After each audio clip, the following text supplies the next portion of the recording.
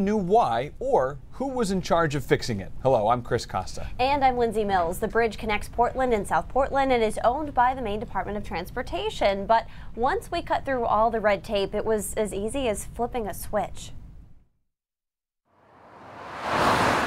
The Veterans Memorial Bridge, spanning South Portland and Portland, sees tens of thousands of travelers a day.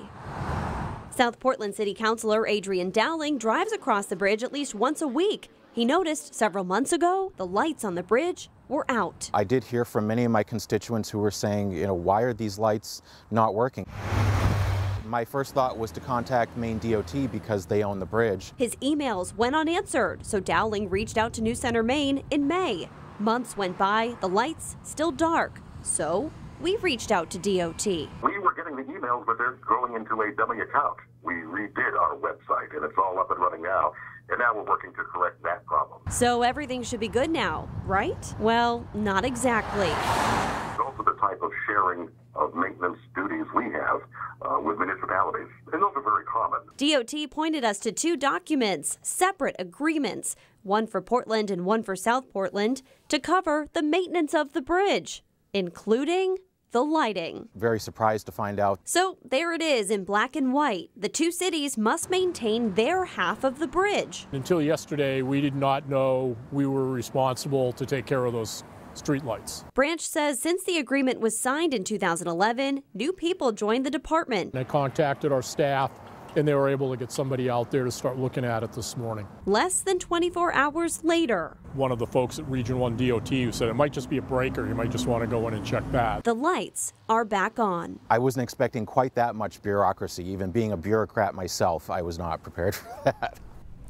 Now, Dowling hopes other communities connected by a bridge can learn something from this. He says it's important to make clear who was responsible for what and who should be called. Lindsay, this was kind of a journey for you, this story. It was a journey. This started yesterday, fielding phone calls back and forth. It actually started months ago when we got that first email from Dowling. And glad today when I was driving into work, I saw the lights on. Remember you coming back in and being like, all it was a flip of a switch. Yeah. How simple. I know. It's so amazing how things can get lost in translation these days. Yep. All right. And now the water is made a bit of a mess. That is State Street in Bangor, washed out when pounding rain fell on an active construction site. So Keith, we had some severe storms this afternoon. Is the rain moving out? We still have quite a few storms out there, Chris. Those were the strongest we've had so far today, but look at all this convection across northern Maine and into the mountains. Not all of this is created equal. Here's another line that we're watching just towards Milford and well to the north there of Bangor. This line we'll have to keep an eye on because it has a really distinct look to it. The southern end of it could get a little bit nasty here in a short period of time. It's not currently, though, warned. Another cluster towards Skowhegan, they already got hit with that first severe storm around 11:30, or I guess it was 12:30 or so this afternoon. Meanwhile, there is more shower and thunderstorm activity. The atmosphere is really primed for it, so you can just see them popping up in the last hour or so all over the place here. These will rumble through Aroostook County, and again, they'll be severe if they have hail over a certain size or wind speeds that are over 58 miles an hour. And down to the south, it's been a little bit quieter, but we do have some thunderstorms now moving into the Rumford area, and there's that cluster towards Skowhegan. But look at that, even right now, just one popping up, a little baby thunderstorm popping up towards Waterville. So we're going to see a lot of that through the night tonight. The good news is, guys, that all of this is leading to an air mass change, which means that it will actually be comfortable tomorrow. We'll talk more about that in a few minutes. More than 500 votes were missing from the first count of the Ohio special election. The fight for the U.S. House seat is so close that neither side is conceding. And with these new votes thrown into the mix, the margin for error is even smaller. All eyes are on this contest as a sign of what's to come in the midterms. More than 1,400 people died when Hurricane Maria struck the island of Puerto Rico. Originally, the U.S. territory estimated only 64 people lost their lives, but as more homes flooded and the power line stayed down, the death toll just kept rising. The study also found Puerto Rico will need $125 billion over the next decade to rebuild. It definitely feels like summer outside, but there's good news for anyone counting down the days until fall if you're slightly crazy. Starting next week, Starbucks customers can order pumpkin spice. Starbucks is introducing 2 new products sold exclusively in grocery store locations nationwide: pumpkin spice cookie straws, goodbye plastic, and Starbucks spice flavored ground coffee K-Cup pods. A blanket statement for this next story. Breastfeeding in public is legal, uncovered in all 50 states. But for some reason, moms are still being shamed for, taking care of their kids when the babies are hungry. And this Texas mom was not having it when someone at a restaurant in Austin asked her to cover up. So she said, okay, sure, and covered only her head. The person who posted this said it was a man who made the request on a day like today, no less. 90 degrees and extremely humid. A word to the whiny: if it bugs you, just don't look. Just, right.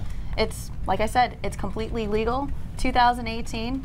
I know, it's got to be hard, especially for new moms, right? It's a huge life change, it really and is. if you're going to go out to eat and do that sort of thing, baby's got to come along. Right. And You have 2 baby's hands. hungry when baby's hungry, and you got to do what you got to do. And the other thing is, they're obviously not doing this to be lewd or to, indecent exposure. It's life. It's, she needs to take care of her baby. I know. I wish I was as clever as that woman, as quick as she was to just cover her Kill them head. with kindness and humor, I think. I know. All right, getting a lot of reaction on the World Wide Web. Thanks, Katie, so much. Okay, the PGA Tour deposited $154,000 into the account of golfer Tommy Fleetwood, and normally we wouldn't be talking about that, except all the money went to the wrong Tommy Fleetwood.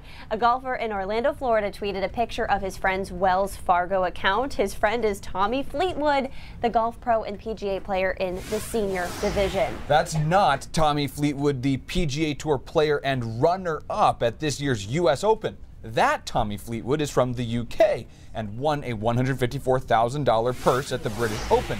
But Tommy Fleetwood, the Orlando golf pro, got the money, and at first he didn't know where it came from. But when it finished going through and it said it was from the PGA, he figured out the mix-up, and like the polite golfer he is, sent the money back. What a good guy. Others saw this as an opportunity. All you have to do is change your name to Jordan Spieth or Dustin Johnson and you can be a millionaire. And then Rob points out something really sad. Floridian Fleetwood had to send back the money and still got stuck with this $16 transfer fee. Something's wrong about that. I feel like you can't change your name to Louis Oosthuizen and have that work out the same way. Right. All right, when a multimillionaire helps you out in a time of need, how can you ever pay them back?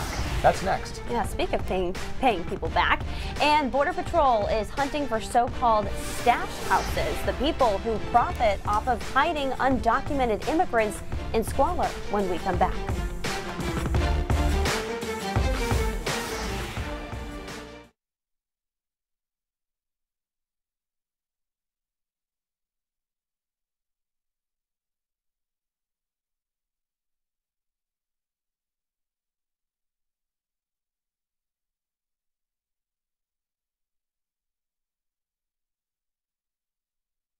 Or we're not there. Hi, FB.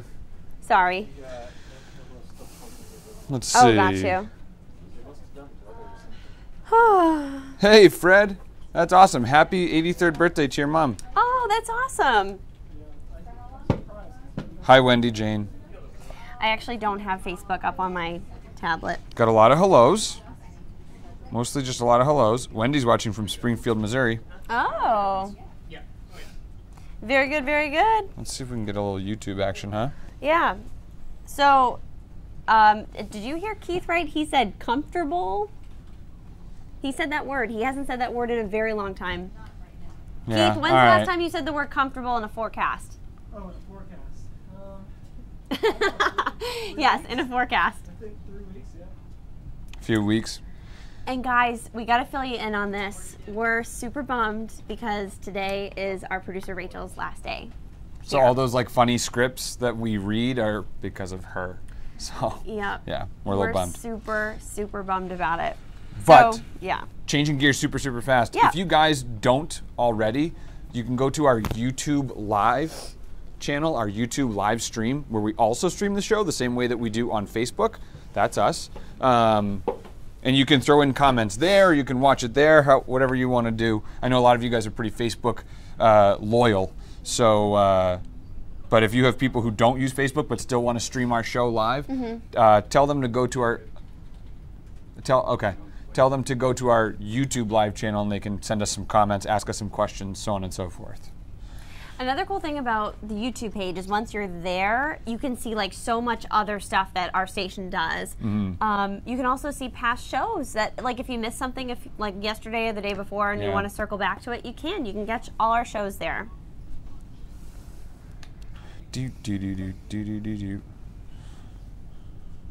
I have my IFB behind me, and I'm afraid it's gonna fall. It's not like it's like in there, but it's not really like strapped down like it normally is. So if you hear a loud noise, you know what it is. Just don't do that. Yeah.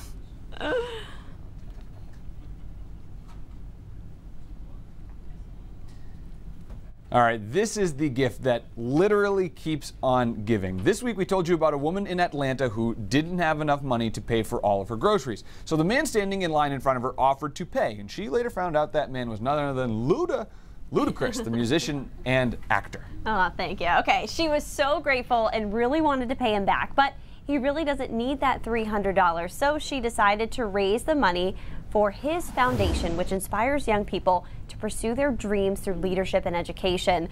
She asked her Facebook friends to help her raise the $375, and this morning she'd already collected almost $2,000. So it really goes to show how one act of kindness can cause another and another. Very cool. Awesome. I know, it is really cool. I said thank you to you for doing the Luda, because I did that earlier with Bill Green. Oh, was it yesterday? Yeah. It feels like a while ago now, but I know you can't say Ludacris without putting that Luda spin on it. That's what he's known for. Exactly. Curious for all of you guys chiming in on our Facebook Live and YouTube live streams right now. What do you think about pumpkin spice coming to Starbucks early this year? It's August, it's 90, it's excruciatingly humid. I'm not sure that I'm really in the mood for that, but I'm curious what you guys are saying on our Facebook and YouTube live streams. Sure to get a lot of people talking with a question like that. Well, hey, you know that Starbucks can sometimes be expensive. Don't blow all your money in one place. You might think you've saved enough for retirement. Even if you've saved a lot of money, it's still a fixed amount of money. But with rising housing prices and inflation, you may need to revisit your financial plan. And we are stuck in this endless loop of humidity and thunderstorms. When will it end? Next in Keith's full forecast.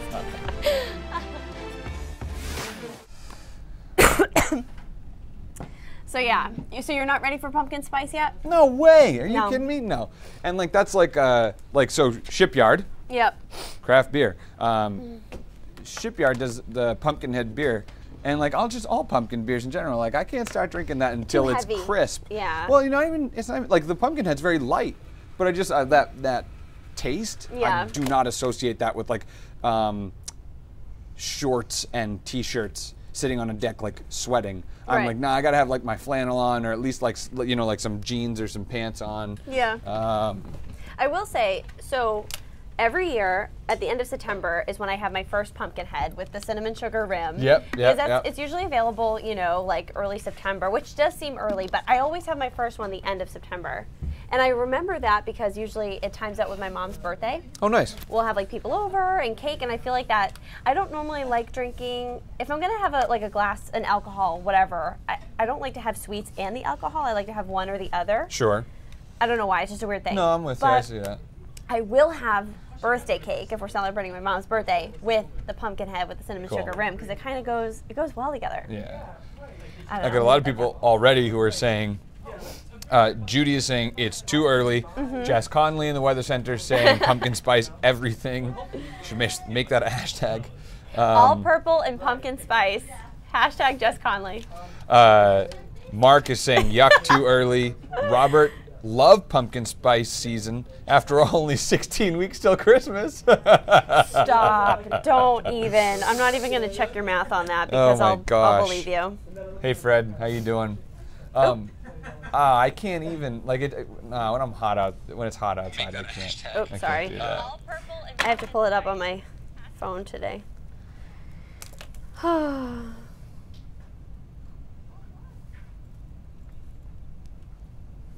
Okay, that didn't work. Awesome. I'm just pulling something up. You're good. 16 weeks till Christmas. I can't believe that. So the story Chris worked on today is kind of interesting. You think $1 million, right? That sounds like a lot of money. But is it enough to retire? It's a question we asked, I think, yesterday in our show. Right. Because there was a statewide list of like how much money you actually need by state to retire, and you kind of went a little bit further today. Yes, and we're going to explain that right now. Cool. So make sure you're watching.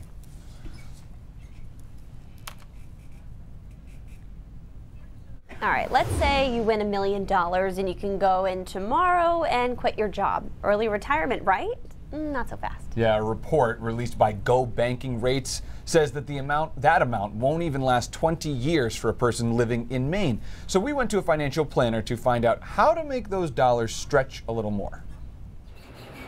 Fred and Mary Turner are visiting Maine from Georgia, enjoying a little vacation with some of their spending money. So we sacrificed at the beginning to have a good lifestyle at the end. They're not retired yet, but they feel they've got enough cash to last, even with their modest beginnings. We didn't have anything, so we worked and went to school at night, paid as we went. A recent report from Go Banking Rates found that $1 million won't even last 20 years in Maine for retirees, due in part to high housing costs and high taxes. But is that true? Probably as an average, it might be accurate. But I think it's very different if you're talking about living in southern Maine than much of the rest of the state. Certified accountant and financial coach Allison Bishop says housing in southern Maine can be more expensive, but high utility prices are a statewide cost. I mean, you have two basic choices. You can increase your income, or you can cut your expenses, or you can do both. But in retirement, increasing your income isn't quite as easy as when you're younger. She says the best time to put money away is when you're young. Thank you, compounding interest. She also says paying off purchases sooner, like a car or mortgage, can help when the income stops. Those last 5 or 10 years, you're probably making the most money in your career, so you might have more disposable income. Steps that people like Fred and Mary Turner say took planning. It's just not going to happen by per chance. I mean, you're just going to throw a bunch of nickels out there and think you're going to get dollars back. You're fooling yourself.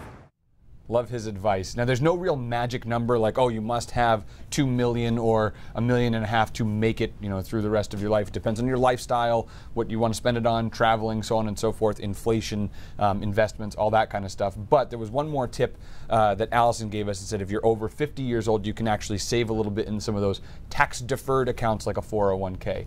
You had, though, an interesting experience that you were talking about either earlier this week or last week about mortgages. Exactly. Not paying them off. Right. So some of the advice today was pay that mortgage off as soon as possible. And that's something homeowners really dream of, right?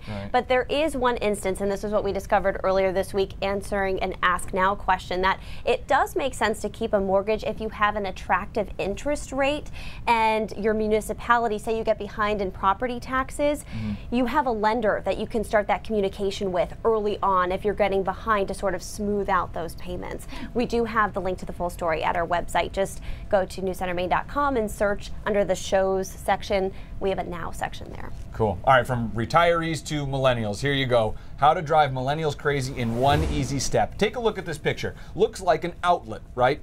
Nope. It's a sticker, and they are popping up in airports, bus stations, and travel hubs everywhere. So many people on Twitter are not happy about this. J-Mac says, what a way to be a letdown in an airport with 5% battery left. Honestly, how mean is that? You ever see the people who are just like on the floor, like sitting and like using any outlet they can absolutely find? I think it's pretty clean on airport floors. At the airport, yeah. That's fine. I have noticed more and more airlines are putting in chairs in their waiting area that have power. But maybe I'm like just on the age where I'm cool with not having a phone for a little bit. I kind of like being off the grid when I'm in the air. But you're not anymore because Delta now you can text. I pretend I don't know about that. You can get Wi-Fi. You can. I know. I kind of dug it. It's not that I travel much, but when I do, it's like a nice way to escape. Not anymore. You will respond to those emails I send you about the show, whether you're at 38,000 feet or not, Lindsay. That's how it's going to work. All right. Hey. Today was another warm day. We actually got a little bit warmer than most of the models at 88 in Portland, 87 in Sanford, 86 in Freiburg, and the dew points still high as well in the upper 60s and low 70s. However, look to our west. Look at those greens. and yellows, indicating finally some drier air moving in. We'll talk more about that in a moment. First, we have a lot of showers and thunderstorms out there, and one has just gone severe, and this one is right down here coming out of Skowhegan and into Troy. And yeah, it does that, Jess, when you try to move it with the mouse. No, it's all right. I don't know why it does that. It's weird. But anyways, this one, probably a hailer, most likely. You can tell by looking at the cell that it likely is producing some hail. Moving off to the south and east at 35 miles an hour. Meanwhile, a lot more innocuous thunderstorm activity to the north, but there's a ton of it moving into Aroostook County here. So a lot of us will see showers and storms. Not as much activity over southern Maine, just a few coming out of Rumford at the moment. So showers and storms over the next few hours. Things settle down by midnight tonight. The drier air starts rushing in, and tomorrow is a nice day. We'll call it partly cloudy to mostly sunny. Temperatures still getting to around 80, but finally it's a dry 80 by the afternoon into Friday night. And then Saturday is partly cloudy for most of us. There has been an introduction in the forecast, unfortunately, of an isolated showers over the southern fifth or so of the state on Saturday afternoon. Most of us are dry, but see that right there? An isolated sprinkle is possible. Most of us are in the 70s. But here come the dew point changes from where we are now, and then look at that, just pull down. So about Friday night and it's Saturday morning, dew points are in the upper 40s and low 50s, and it is crisp out there. It doesn't last too long. Looks like the humidity comes back as we head into next week. So overall, the weekend looks good. Again, that shower is really isolated stuff on Saturday. You can't tell people it's not going to rain at all and have them get even a drop on their face. So we got to play it this way. Most of us are dry, though, on Saturday, and Sunday looks partly cloudy. Humidity comes back Monday and Tuesday with scattered showers and thunderstorms. So we keep on rolling with the generally humid pattern. I will tell you, tomorrow night you'll probably enjoy that change. Okay, define innocuous. Right. Isn't it like they're harmless? Right. Yeah. Hopefully. Okay. Otherwise, I've been using it wrong for a long time. Sorry. I said it incorrectly. Innocuous. I probably said it wrong. Okay. I'll get an email from Mark Costa, most likely. Dictionary.com. And that we continue to adhere to our core values of integrity, vigilance, service to country as we work to secure the border and to secure the nation. There's a new woman in charge. Carla Provost is the first female to lead the U.S. Border Patrol. She's been acting chief for more than a year now, but today her position became permanent. Provost says retaining agents is a top priority and recruiting women because females make up only 5% of the patrol. And Border Patrol agents have been very busy. Just this week, they busted another so-called stash house right across the border from Mexico. Undocumented immigrants crammed into tiny, unsanitary homes while the homeowner profits. Oscar Marhain reports. They travel long distances to get here. Mexico, Central America, China. Some choose to turn themselves in at the border, others look to avoid getting caught, a plan that doesn't always work out. This is where the criminal organizations are a lot more elaborate, trying to circumvent our efforts. We get information from a whole bunch of different sources, but I think the community engagement has really made a difference. Tips are what usually lead agents to raid a human stash house. Chief Padilla says they've hit about 150 of them since October. About a 90% increase compared to last year, he says. It's not what some neighbors on Hidalgo Street in Edinburgh ever suspected. Then they saw police bust a stash house in their own community. I was thinking that it's just like family, they use visiting. And while we often learn about stash houses, we typically don't get to hear from the people living in them. So apparently children were also inside along with about 29 undocumented immigrants. We spoke to the children's 17-year-old brother, who we're calling Daniel. Did you feel like you were doing anything wrong? I mean, most of the people take this as like they take it as something bad we do, but honestly, the month that we've been doing this, people actually come in need. Unless human smugglers choose to hold them against their will, they'll have the immigrants wait at a stash house until they can be moved past a checkpoint, hidden in tractor trailers, or by walking around it through ranch lands. And hopefully one day this government will understand that people that come in here, it's not because they're illegal immigrants. Yes, they are, but they're not criminals. Most of them are fighting for their families as well as we are. Daniel described how the recent loss of his 7-year-old sister in an ATV accident in March put the family in a difficult financial and emotional place. Pero los niños estaban bien en sus condiciones y todo. Daniel's relatives said the kids were fine and claimed to not have known this was going on. They said the children, including a 12-year-old boy and a 13-year-old girl, called them to get picked up along with some of their belongings. We couldn't find out if Daniel's parents were the actual property owners or just renters. Daniel said they were taken along with the rest of the group into custody. In Edinburgh, near the Texas-Mexico border, I'm Oscar Morgaine reporting. The first grandparents, which is not an official title, were sworn in as U.S. citizens today. Melania Trump's parents were living as permanent U.S. citizens for several years. Today, they became U.S. citizens in New York City. Because they are not members of the Trump administration, the details of their immigration are not public information, but many experts speculate Melania sponsored them. All right, a lot more local news coming up on News Center Maine at 5:30. Cindy Williams has a preview. Hi, Cindy. Hi, guys. 2 little girls are dead. So what are we as a state doing to better protect our children? Well, Governor LePage says he is done waiting on other people to come up with solutions. He is going to submit his own plan to the legislature as to change the rules for DHHS. We'll have more on that. And you shouldn't have to drive over an hour just to see your dentist. How can we draw more dentists to rural parts of the state? There's a new plan. Those stories and more ahead at 5:30. Back to you. All right, Cindy, thanks. Raindrops when we come back.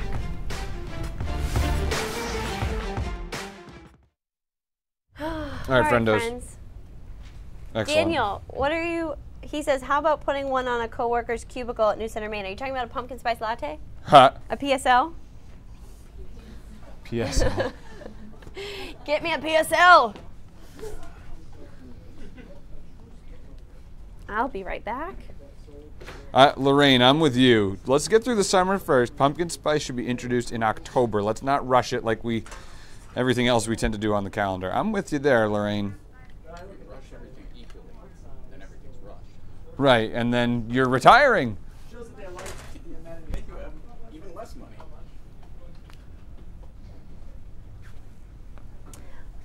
You're gonna be coming in to see this. Okay. Okay. Like pretty much everything else is there. Can you grab one of those pieces of paper on that table? So yes, I can. You want to go first, or you want to do this at the end? Yeah, we'll do it at the end. Probably makes more sense. We're gonna do a little group picture afterwards too. Cool. At some point when Dawn's out of there.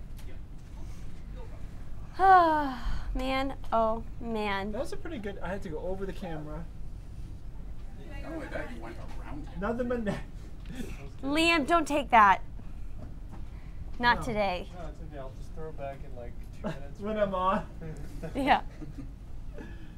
I love it. Can I help you? Do you want to scroll through the pictures? Sure. There's only 4. Okay. So like you know what? Because it's easier to scroll than it is to tap. So Seth, you're gonna come into the phone instead, okay? Will that help you? Yes, because okay, then I you just can read talk and this. Yeah. Comment below. Yes or no? Especially because I already kind of gave my little spiel. Yeah. So it's been a really, really humid summer. What have the winters after those other humid summers look like? Now we're getting crazy, huh? I knew there wouldn't be anything there. There wasn't. I keep thinking about that chart you showed yesterday.